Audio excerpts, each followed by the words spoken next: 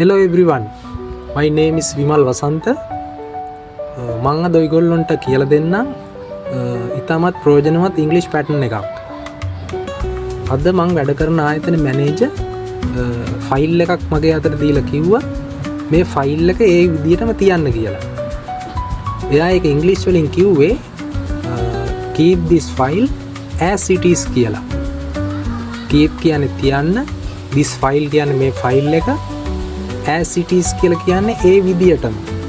එතකොට එයා ඒ විදිහටම කියලා කියන්න භාවිතා කරපු ඉංග්‍රීසි පැටර්න් එක තමයි as it is.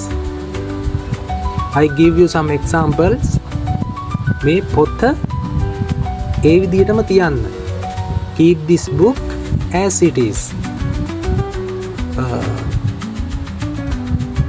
මගේ පෑන ඒ විදිහටම තියන්න. කොහොමද ඉංග්‍රීසි වලින් කියන්නේ? Keep my pen as it is. මගේ watch එක ඒ විදිහටම තියන්න.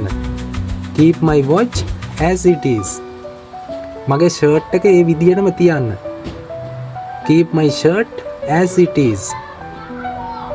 ඒ විදිහට අපිට මේකෙන් ඕන තරම් කියන්න පුළුවන්. අපි මේකේ verb එක මාරු කරලා බලමු. මේ පින්තූරේ ඒ විදිහටම අඳින්න. අඳිනවට කියන්නේ draw කියලා, DRAW draw. Draw this picture as it is. අපි තව එකක් ගමු. මේ සින්දුව ඒ විදිහටම කියන්න. කොහොමද අපි ඉංග්‍රීසි වලින් එක කියන්නේ? සින්දු කියනවට කියන්නේ sing කියලා, SING sing. Sing this song as it is. Right guys, put the comments down. See you in the next video. Thanks for watching.